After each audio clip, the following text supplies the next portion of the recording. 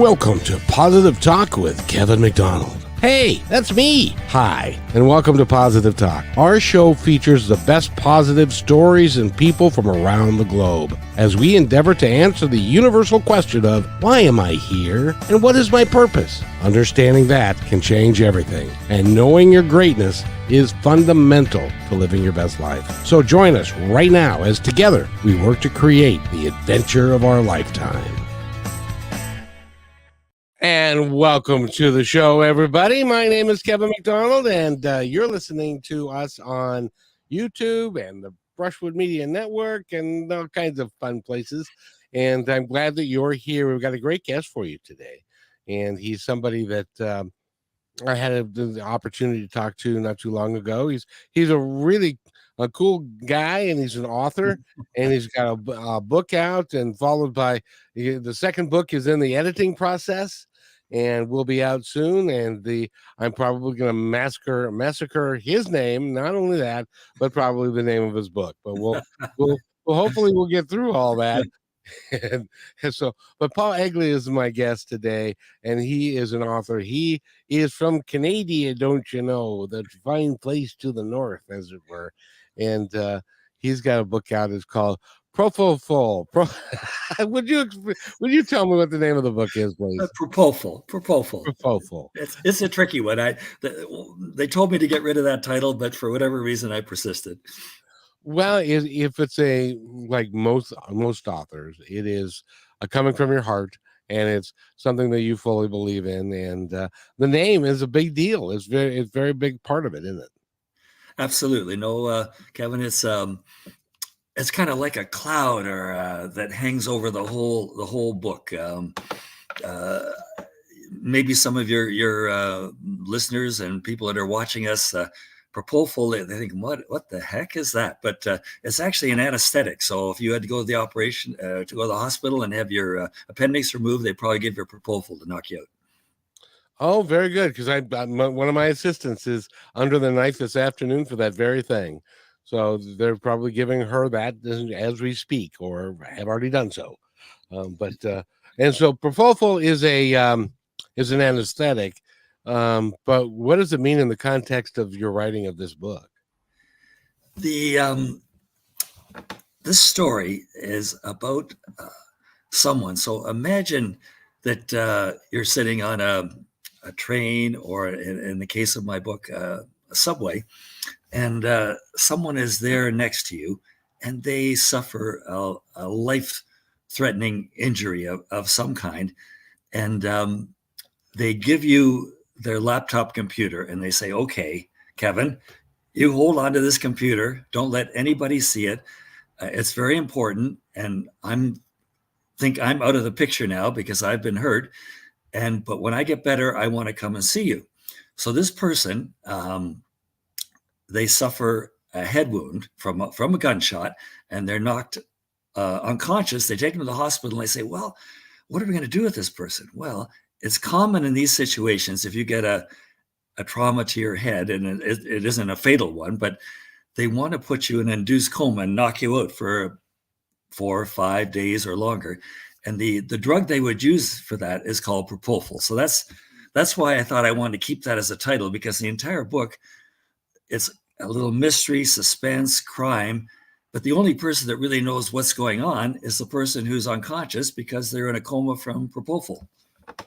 Oh, it's interesting that you bring that up, because I've been hearing lately, and I don't know if this is involved in the research you've done, but that when you're in a coma, either induced or otherwise, that we think that you're totally knocked out and are not available for anything. But some people are now saying that they've come out of the coma and they could hear and see, not necessarily see because their eyes are closed, but they could hear things that were going on in the room and stuff like that. In your research, did you discover any of that aspects of it? Yeah, it's interesting. It was kind of black and white, Kevin. There was what you were saying, that people came out of the coma and they said, I thought I could hear things. I thought I could feel the temperature. I thought I knew I was hungry. I thought I knew that time was passing. So that was one group. But then there was the other group who said, I got knocked out and then I got revived. And I don't know what happened in between. Like it's just a big blank. But there's a little bit of both. And especially though, and this is an important part of my book, when you're coming out of the coma. So my character in my book, it's a lady, and she's unconscious for about 5 days. But as she comes out, different senses start to click in. Like maybe she can hear a little bit, or she can see a white world, or a gray world, or a world without color, or probably can't speak. But you're right. It seems to be that there's a couple different ways that people can deal with the coma. And it's usually either strongly one way or strongly the other. Well, you know, I always thought, because you see it on TV, that when somebody wakes out of their coma, it's like they're asleep and then all of a sudden their eyes open and it's like, hey, I'm back. Hey, how about that? But that's really not how a coma and coming out of a coma goes. It is a gradual process, isn't it? Well, you know what? It's a scary process. Again, I'm not speaking firsthand from this. I can speak firsthand about getting propofol if you like, but I can't speak firsthand about coming out of a coma. But the research I did is that it's a slow, gradual thing. But the problem is the person's conscious mind starts to wake up. So they start to have this, sense of self that, you're who you are, but they can't hear very well. They definitely can't speak. They can't. So they get scared. Like they're sitting there lying. Imagine if you're lying in a bed or lying somewhere and you can't communicate with anyone. You know there's a world out there, but you can't see them and you can't hear them and you can't talk to them. So you would probably get very, very anxious and afraid. So I think when they come out of a coma, I think it's very common to give people a lot of barbiturates, not to put them back in the coma, but just to keep them from getting so upset and so worried that they don't know what's going on. But slowly, that your senses will come back and you'll be back to being a normal person. But that little period before, as you mentioned, when you gradually come back, you get pretty anxious. You get very, very worried about what is happening here. Well, especially if your consciousness is awake and you're going, let's see, I can't move my eyes, so I can't open my eyes. But I can hear some stuff, but you're not sure if that's a permanent thing, and this is okay. This is going to be me for the rest of my life, or if it's a gradual thing. Well, that you hit the nail. That's the problem. Is that the person is, geez, am I ever going to be able to speak and hear? And so in my book, I got a kind of a cute little thing about that. So again, it's a woman, and she wakes up, and she's the one who knows, that there's this big crime happening everywhere, and the fellow who is her companion, her friend, is sitting there holding her hand because the doctor says, well, it's good, someone comes out of a coma to have contact with another person. Like they don't feel that they're, facing this, whatever they're facing, all alone. And this is the final scene of the book. I won't tell you too much because I don't want to spoil it for future readers. But she's lying there, and there's a lot of danger. There's a lot of things going on around in the world, and she's just coming out of the coma. So she obviously can't talk. But what she does do is she's holding onto this guy's hand, she kind of squeezes it 2 or 3 times just to let him know, okay, I know you're there. I know I'm here. I know we got big trouble out there. There's stuff going on. But she could go that far. She could squeeze his hand just to let him know that, she's coming back. She's not quite there, but she knows what's happening.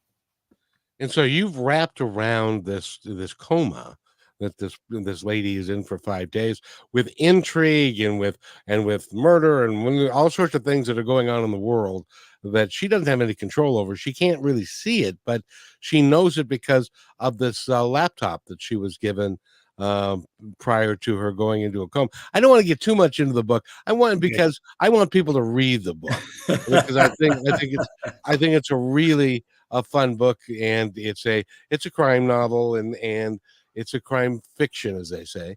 and I think it's worth picking up. But I want to talk more about you. Now, I got to tell you, my friend, you don't look much younger than me, and this is your first novel, so you didn't just pop up and just do that. You've been doing a bunch of other stuff too. What did you grow up doing?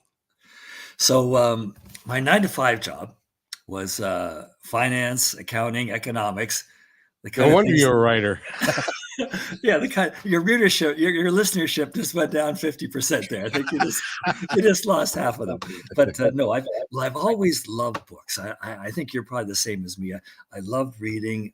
I loved stories, and I always thought I'd like to write. And but having a 9 to 5 job, having a family, having a mortgage, you really can't devote, unless you're an exceptional person, the time it takes to write a 200 or 300 page book.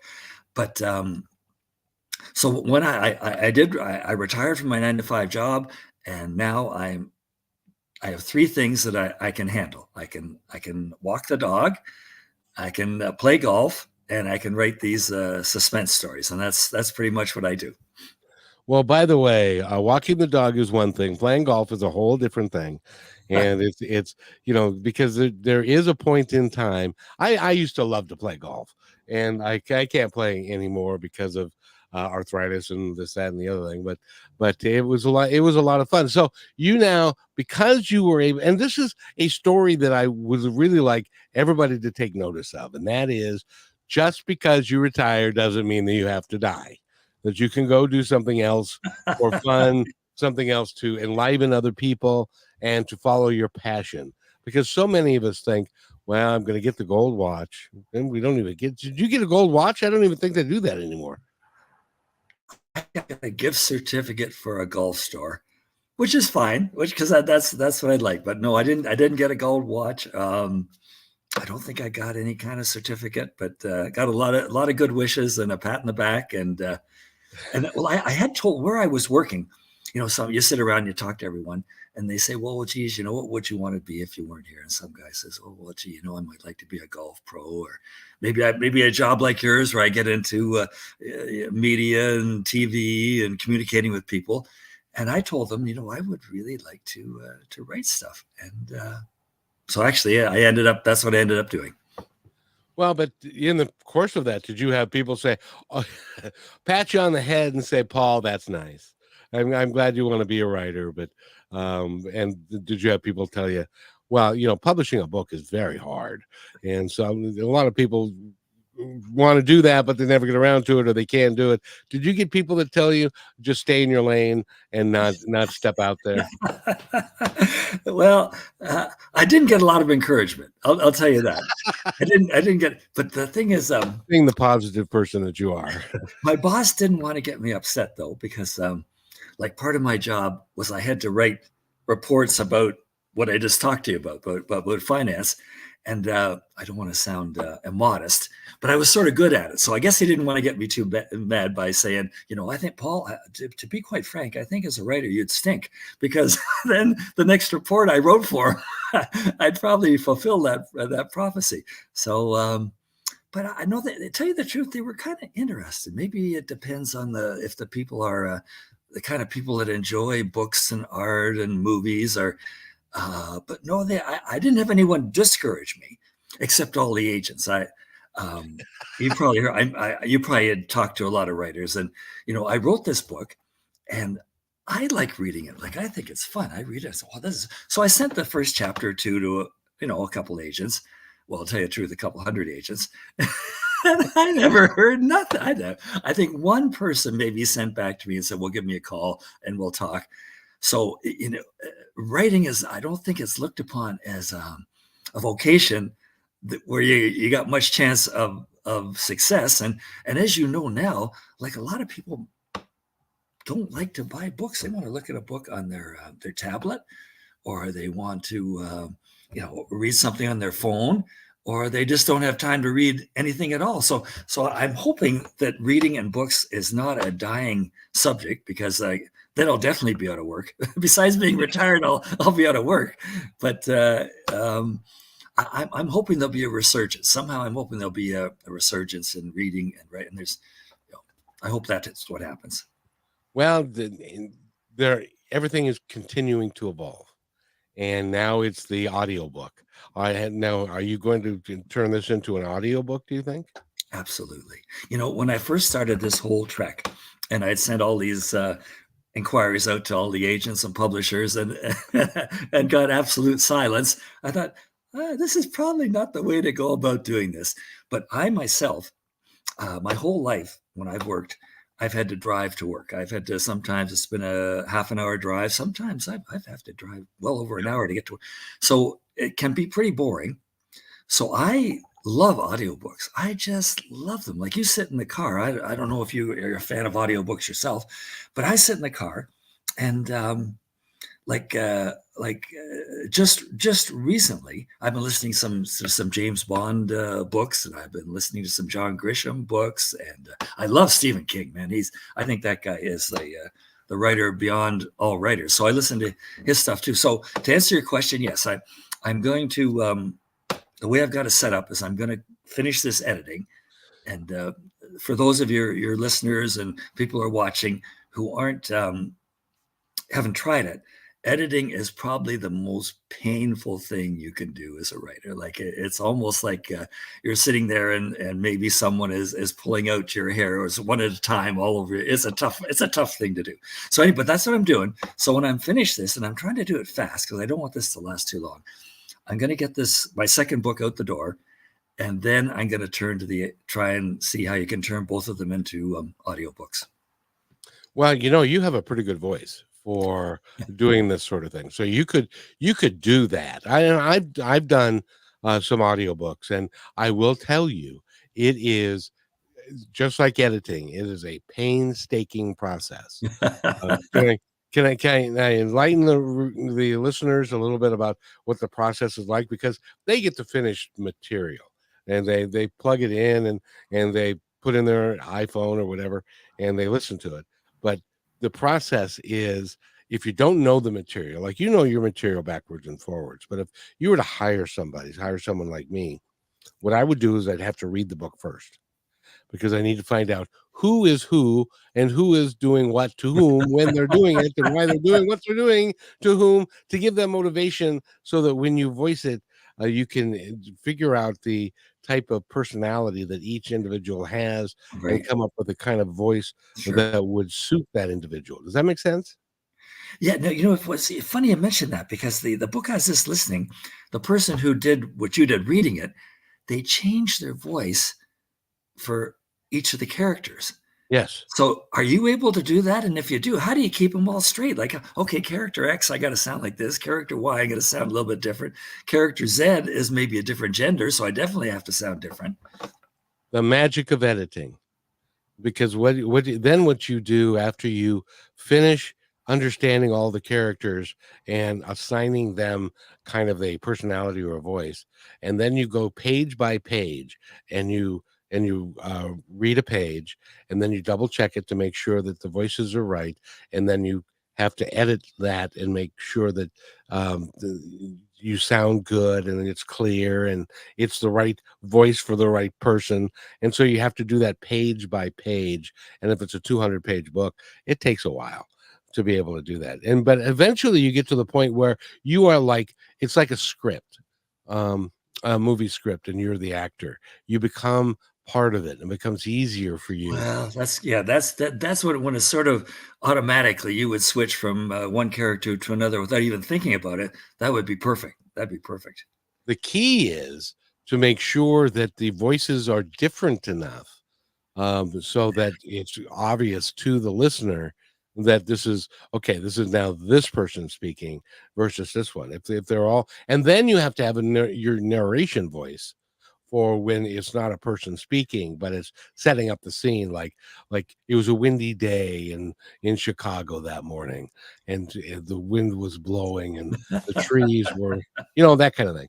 And so you have to. It takes a while to do that, and that's why it's really is an art form. I don't know that I have the patience to do that. I've done it a couple of times, but it takes a lot of work and a lot of patience. Well, I looked into it just at a preliminary basis, And there are a number of people who are willing to offer you that service.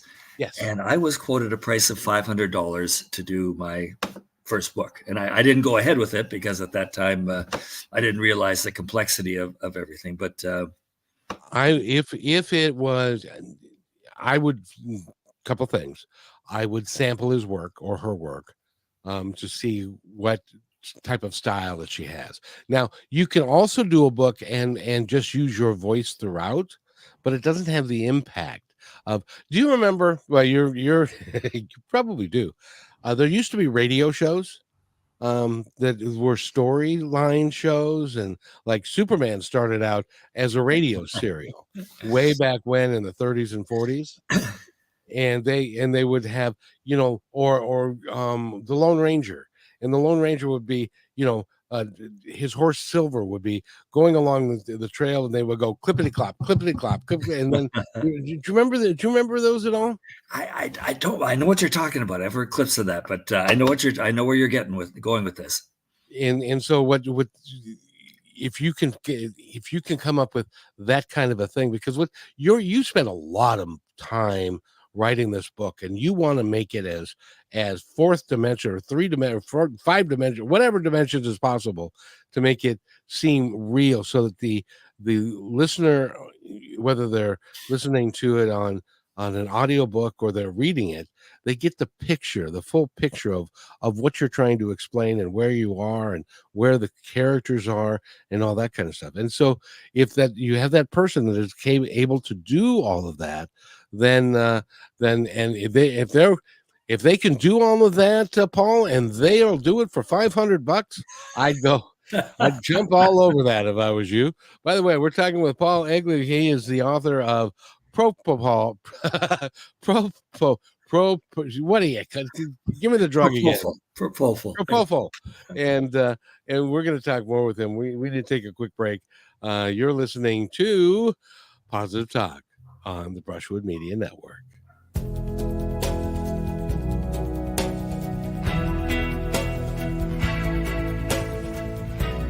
They have your eyes.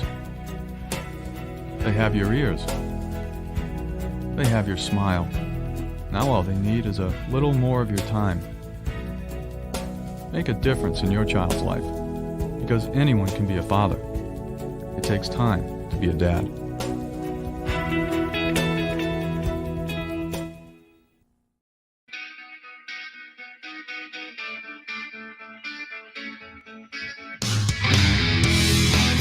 And welcome back to Positive Talk with Kevin MacDonald, and our guest today, his name is Paul Egli. He is the author of Propofol, which is a book, and obviously it's a book. That's why he's an author.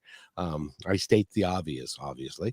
And he's also a really cool guy, and he's got some stuff that we were going to talk about in the second half of the show, because have you, as a writer, and speaking to the audience here, have you ever written a book and then it ends up in a box in your basement and it never sees the light of day, and you think to yourself, you know, maybe one day I'll get that out? You've got several of those in boxes in your basement. Are you going to dust them off and put them out there? Well, I sure would like to. If some of them, I'm afraid, like they might exist. I've been doing this for a while, eh? So some of them might exist just as papers, like a bunch of papers and a 3-ring binder, and I'm not sure I could find them, or I'm not even sure if the ink, would still. Hopefully, the ink could still be there. Some of them might exist as those. You remember those little plastic diskettes you used to shoot in the computer? It looked like a little piece of toast or something, or a cracker. So Yes. no, I don't know how long those things last either. And so I'll tell you one funny. I did have one funny story I wanted to share with you, Kevin. So when I first I've always had the urge to write, and I was went on my honeymoon. We went to Key West, Florida, and came back, And I thought, gee, this Key West is a very interesting place. I'm not sure how many of your listeners have ever gotten down there, but it's got a lot of unique aspects to it. And I thought, what a terrific setting for the kind of book that I like, a little suspense thriller book.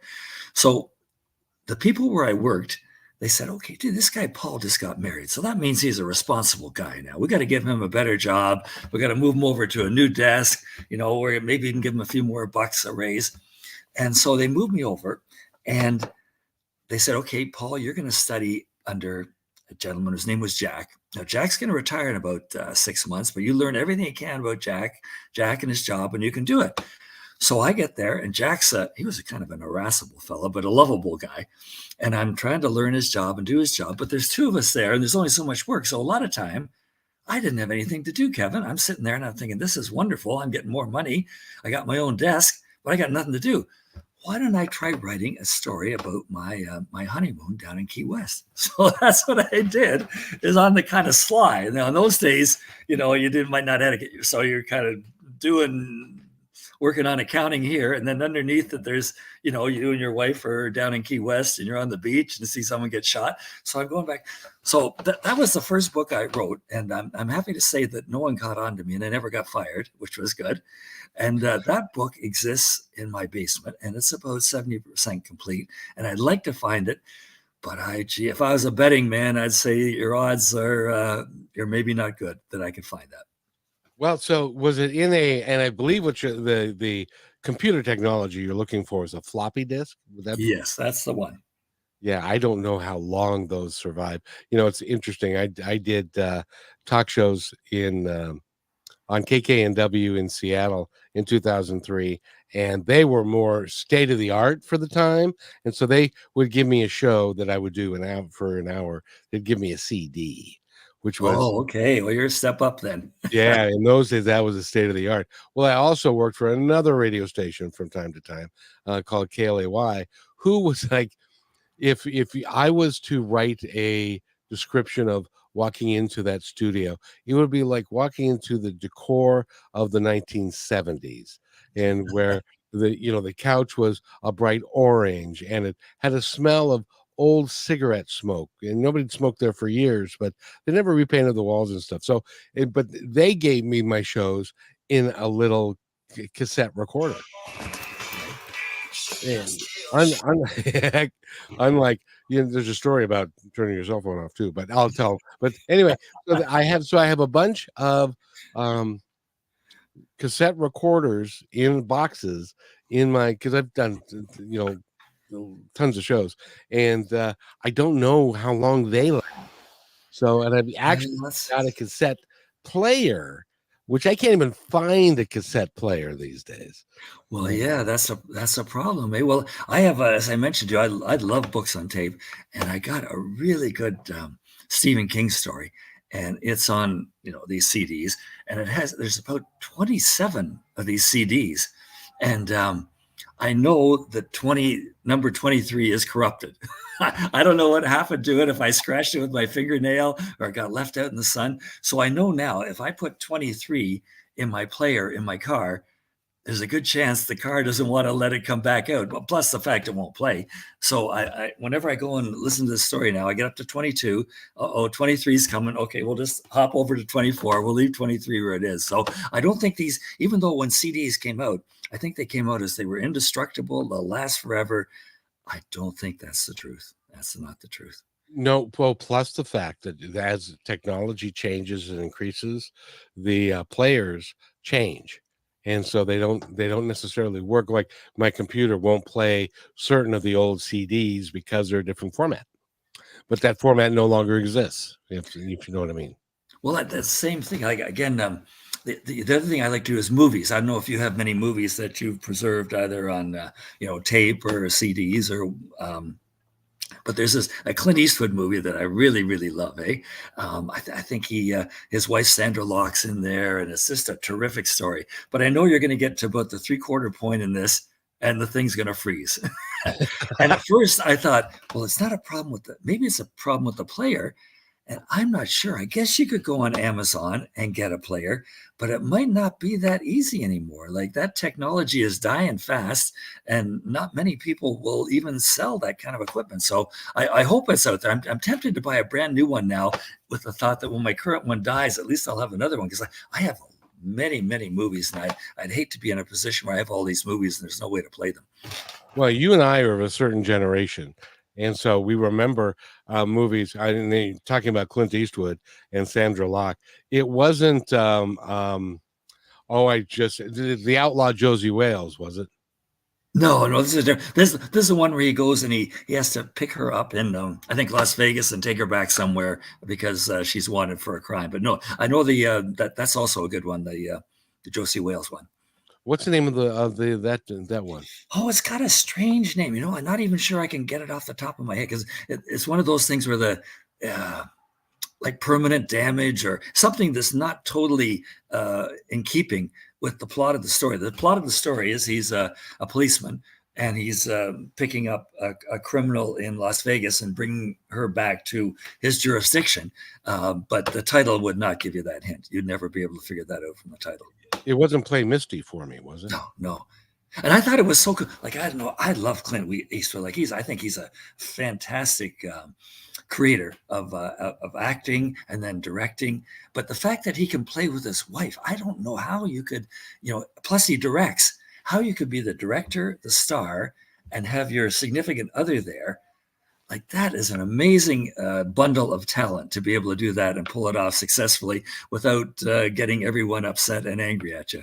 And he is one of those guys, and there aren't very many in my world, but he is one of those guys that you really feel sad that he had to grow old, because when he was in his prime and he was doing like Dirty Harry and some of those other ones, like this is a 300 or 357 Magnum, the most powerful handgun in the world. and so you got to ask yourself, punk. No, and the most powerful handgun in the world. And you're asking yourself right now, did I make 5 shots or 6? That's a great line, eh? That's a great line. And to be honest, I don't remember myself. So today, punk, you got to ask yourself, do you feel lucky? That's actually, because I had the same thought, because I watched some of his.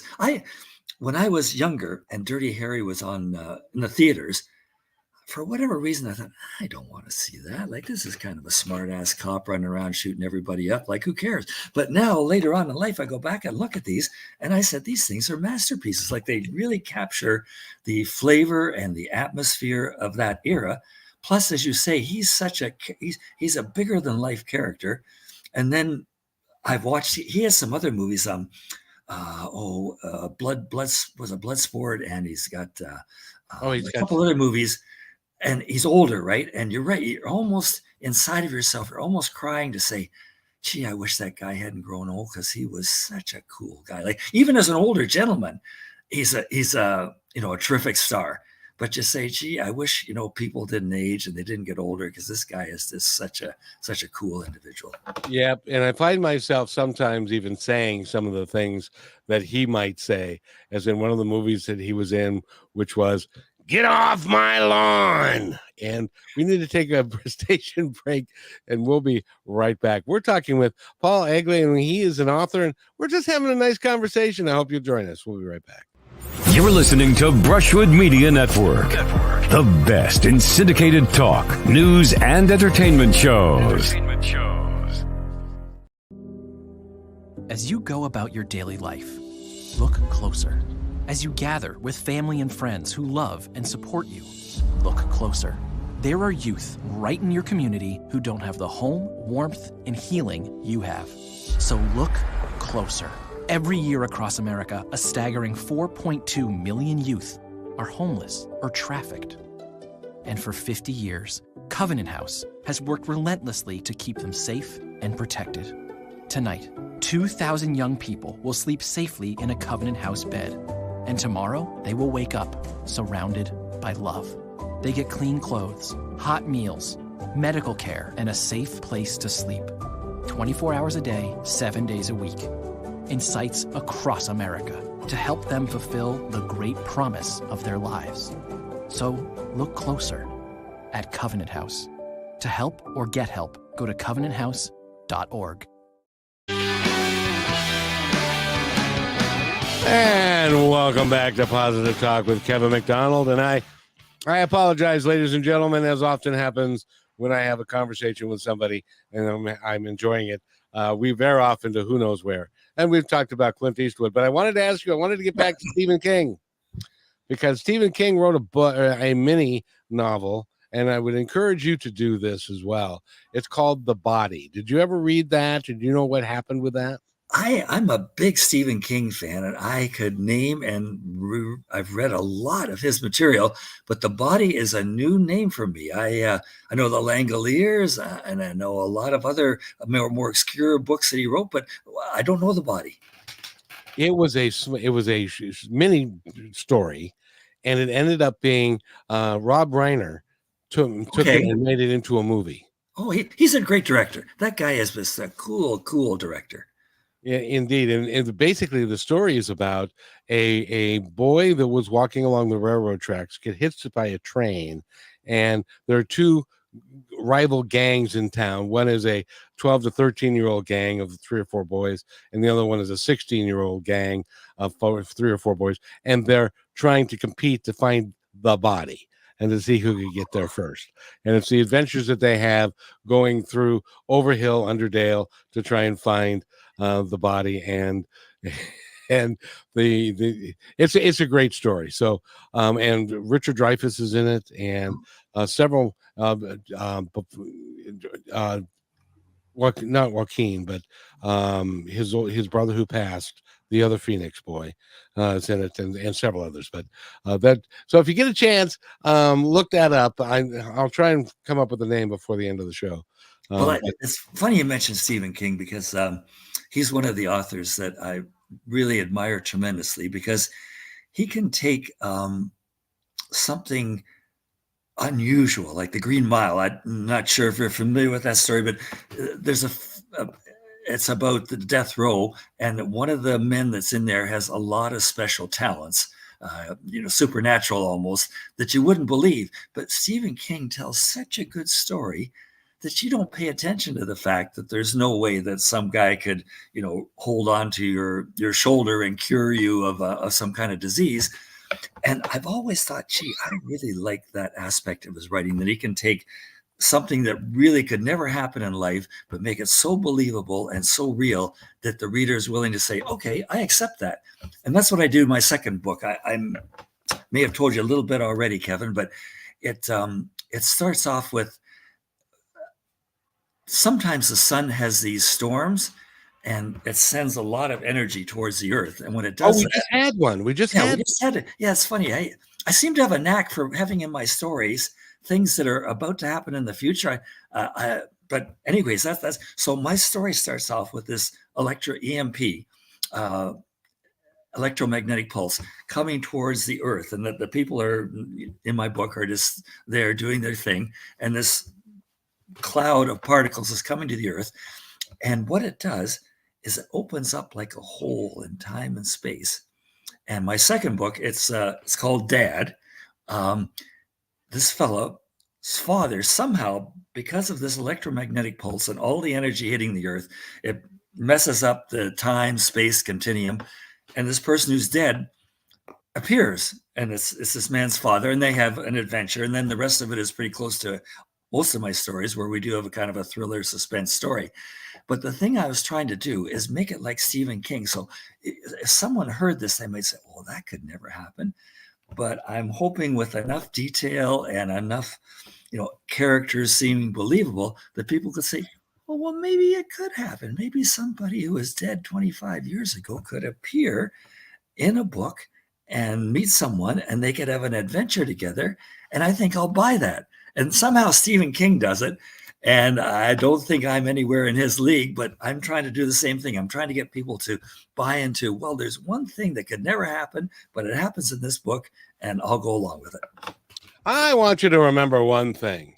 before Stephen King was Stephen King, he was sitting there going, I'm never going to be like Alfred Hitchcock, or another one that was prior to his era, and he proved them all wrong. By the way, the name of the movie that they turned the body into is called Stand By Me. Oh yeah, of course, that's the kids. Yeah.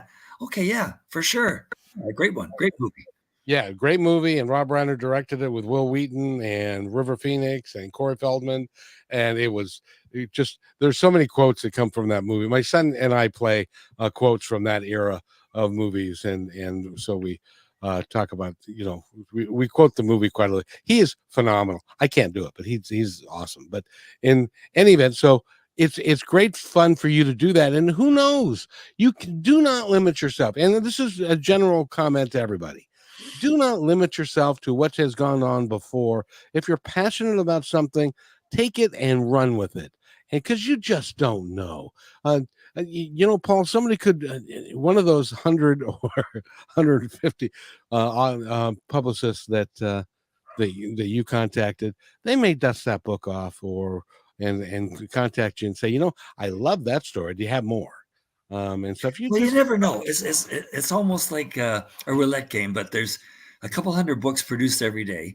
So for someone to get a book noticed is really hard, Kevin. But I've said this before to you, and I hope it doesn't sound too self-confident to your reader, but I read my book and I say, this is really interesting. If someone were to sit there and read this, I think they'd enjoy it. And I've read a lot of books, so I think I got a little bit of judgment. So even though, people are closing doors and saying that, you got the wrong title, you got this is wrong, and there's 300 books a day, and there's no way you're going to be noticed unless you have 25 people on Twitter and you have 5,000 people on Instagram all pushing your book at the same time. I say, well, maybe that's true, but just maybe the right person is going to either watch this interview or going to read my book, and they're going to say, I really enjoyed this. Like, this book was a lot of fun. And I'm hoping that from there, I maybe could get a following in the world of readers. Well, and I will tell you this, because I know this to be true, that someday, and it could be tomorrow, it could be next week, it could be 5 years from now, there's going to be somebody that is going to wander across your book, either in the library, maybe a secondhand bookstore, on somebody's coffee table, and they're going to pick it up and read it and love what you did. And that's a legacy, my friend. And that is the most powerful legacy that you can possibly leave. No, well, I appreciate you saying that, Kevin. And I know there's great writers, So I don't know if you're a fan at all of the Lord of the Rings franchise. Oh, yes. So this guy Tolkien, he was a professor in England, and sometimes professors are not the most interesting or coolest guys in the world. And he was a professor, I think, in kind of obscure stuff like Old English language, and yep. So like again, now who's going to pay any attention to a guy like? So he wrote these books. I think it was probably after the Second World War, maybe. I'm kind of guessing here, but maybe around 1942 to. So he wrote these books, and they sat around for 10 years, and everyone that read them said, well, that's a nice book, but you better just stick to your teaching there at the end. Like, don't try writing any more books, because no one's going to believe this, and no one really wants. And then just by some fluke, I think it happened out in California, somehow people in the university got hold of these books, and they started passing them around. They go, these things are fantastic. And before you know it, the thing exploded like everywhere. So the fact that 150 or 200 or how many agents told me, get lost, and the fact that, there's 200 or 300 books produced every day, I'm like your show. I guess your show is kind of trying to stress the positive part of life. I'm going to keep plugging, and I think something's going to happen someday. Well, the interesting thing about that is it happens all the time. We don't recognize it necessarily, but here's another story for you.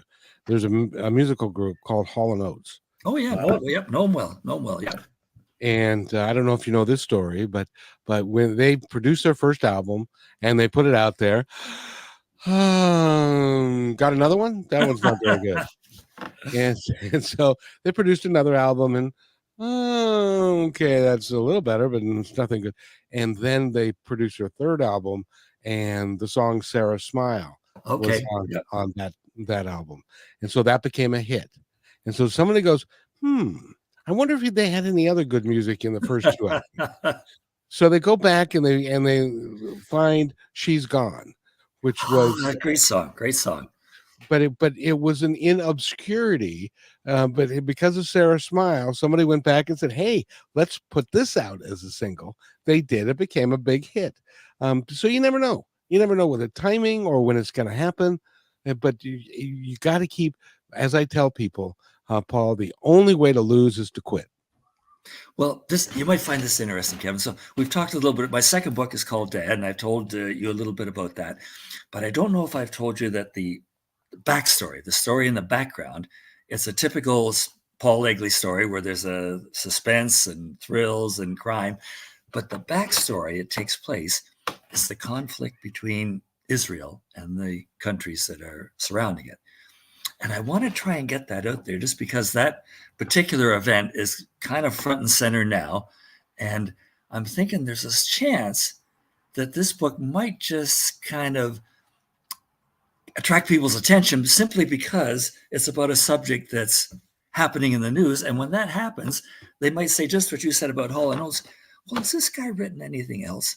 And then they'll look and they'll find this other book that I wrote that has the unpronounceable name. And they'll go, what's this thing about? And so that's why I'm working pretty hard. Every night I close the door in my study here and I get this book out and I edit it and I work at it and I make sure that there's no spelling mistakes and there's no inconsistencies with the plot and things that shouldn't happen. So I want to get this book out as fast as I can because the subject of the book is just what's going on in the world today.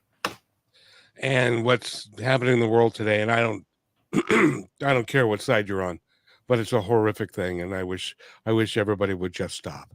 Well, I share your view that we've been starved for positive, good news about something in the world for, I think, a long time. So I'm hoping that I agree. I hope somehow that one comes to a stop. The Ukrainian war comes to a stop. We get better economic news. I think the world is starved now for good news about anything, and hope it happens soon. And that's one of the things that I've been doing this for a while, and I firmly believe in it. And as we continue to grow, and it gets more important and better all the time. And we don't have to I don't know what kind of the physical or the political spectrum you're on or any of that stuff. It doesn't matter. You are a nice guy. We're having a great conversation, and we should all be able to just sit down and talk to each other over a cup of coffee, over a glass of scotch. I don't care what you drink, but let's just get together and have a moment in time together. We need to take one last quick break, and we'll be right back with Paul Egli, and he's the author of my new favorite book that I can't pronounce, and we'll be. And the title, Paul, again is Propofol. I got it now. Okay. I'm slow, but I'm not dead. So good. We'll be right back. A lifetime of savings can disappear overnight. Millions of dollars are stolen every day from unsuspecting older adults by family members, caregivers, and trusted professionals. If you suspect financial exploitation, call the Elder Care Locator at 1-800-677-1116. Or go online to the National Adult Protective Services Association to be connected with help in your area. And welcome back to Positive Talk Radio. My name is Kevin MacDonald, and we're talking with Paul Egli. He is an author. He's written the book, but I was almost there, Paul. I really was. I was almost there. And I want to say profano. What is it? Give it to me. Propofol, but you got to say it fast. You got to say it. It's one of those words you got to say it really fast. I got it. This is a funny one. So the one of the few agents I told you, most of the agents didn't pay too much attention to me when I sent them the first couple of checks. But one agent did call me back and he says, "Well, this title of your book." Propofol. I says, "Yeah, it's an anesthetic." He says, "Oh, I know that." Well,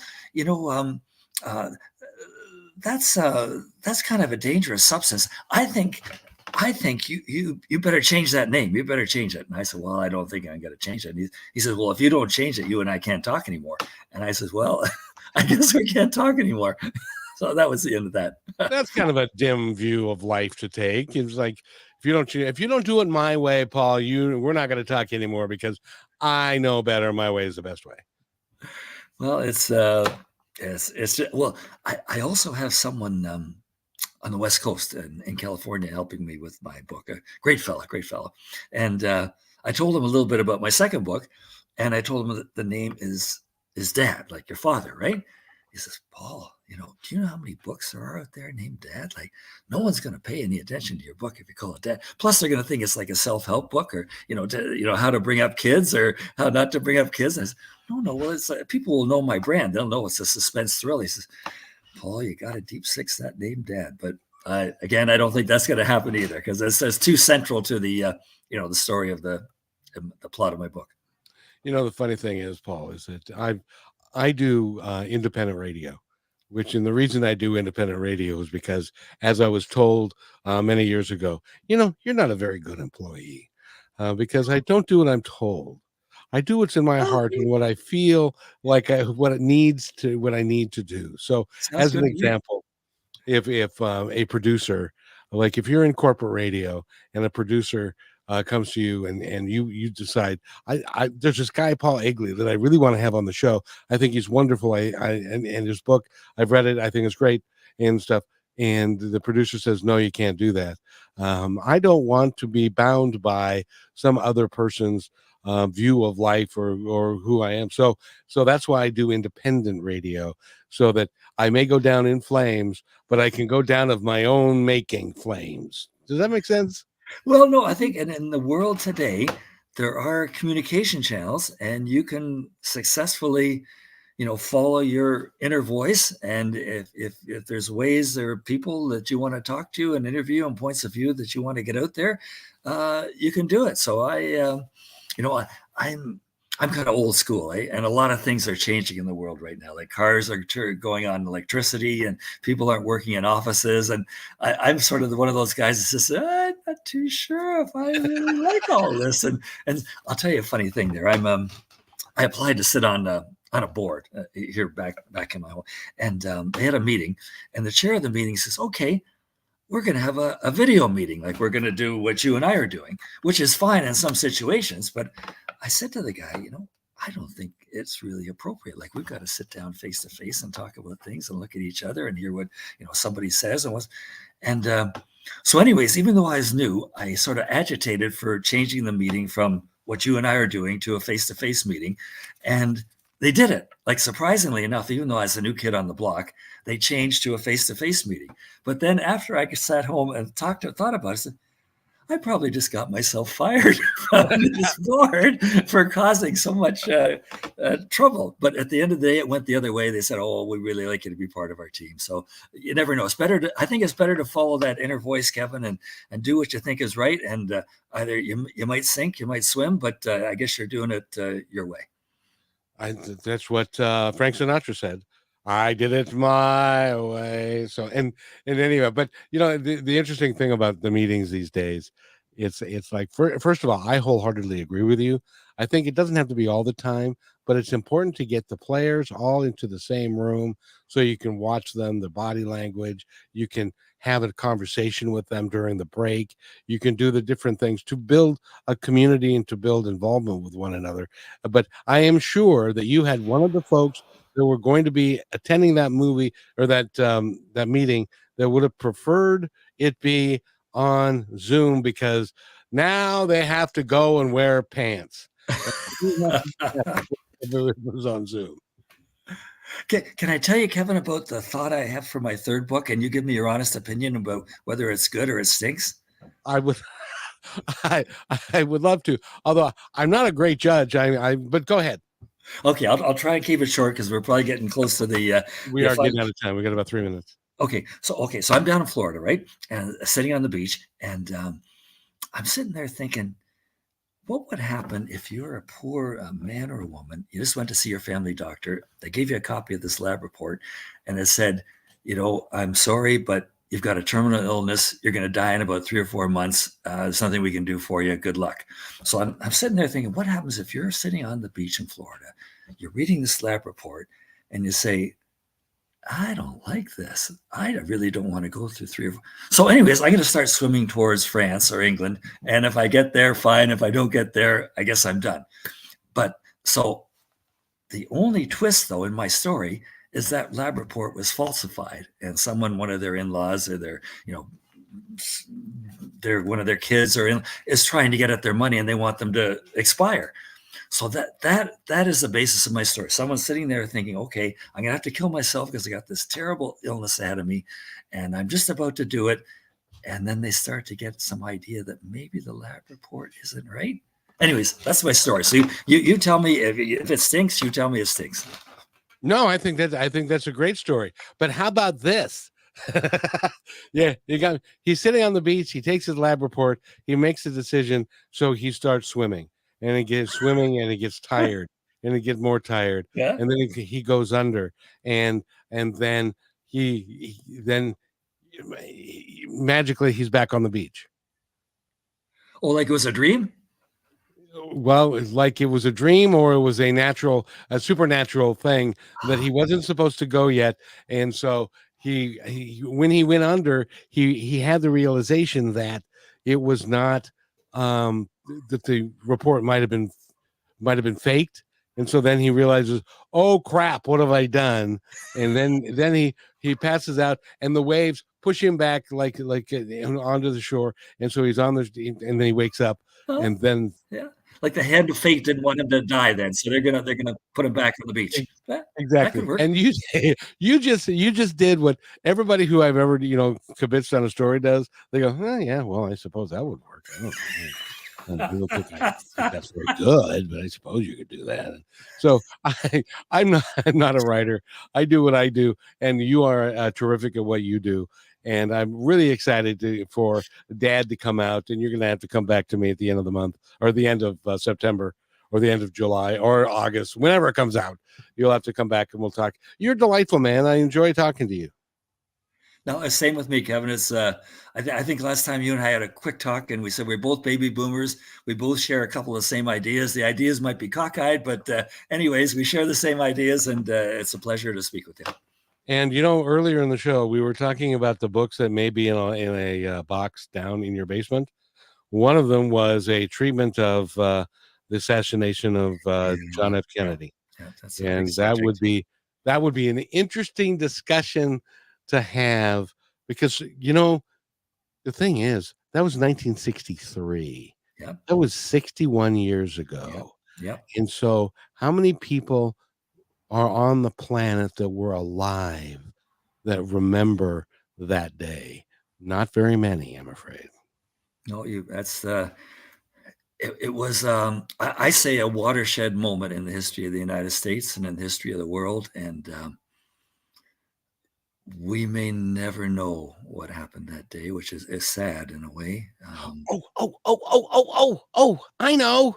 Here's another book for you, and this is John F. Kennedy's. They're going down, and he and Jackie are in the car, and the bullet hits him, but he survives. And then you talk about how things would have changed. Because, well, you know what? You might get sued by Stephen King, because that's exactly the book he wrote. He wrote that book. He wrote that book, and where Kennedy survived. And I know you don't have much time left, but in his story, the world turned out to be a black, terrible place, which is hard to believe, because Kennedy was full of character and ideas, and you'd think he'd make a better world. But sometimes events in the world are overtake the best of us, and no matter what we do, things just don't work out. Well, the bottom line is, one man can't change the world, but all of us combined together can. And that's a big thing. By the way, we've been talking with Paul Egli. Go get his Propofol is his name of the book, and it's an anesthetic, but it's a great book. And Paul, I want to thank you for being here. You'll have to come back. Will you do that? Kevin, maybe I'll even fly out to Seattle, and you can buy me a nice little cup of Starbucks coffee before we do the show. Absolutely. And there is the original Starbucks is here. So down by Pike Place Market, we might even catch a fish. Who knows? Sounds great. It's a pleasure to talk to you, Kevin. Take care, young man. If somebody wants to get a hold of you, they can go to paulegli.net. Correct. That's my website, and that gives you a lot of information. Paul Egli, that's EGLI.net. And thank you, sir. You've been a joy. Thanks a lot. Thanks for listening to this episode of Positive Talk with Kevin MacDonald. Our purpose is to provide everyone with a positive, entertaining, and educational experience. I would love your feedback and comments about the show, including possible topics and great guest suggestions. Please email me at kevin@kmmedia.pro. And remember, be kind to one another because each other's all we've got. That's Kevin.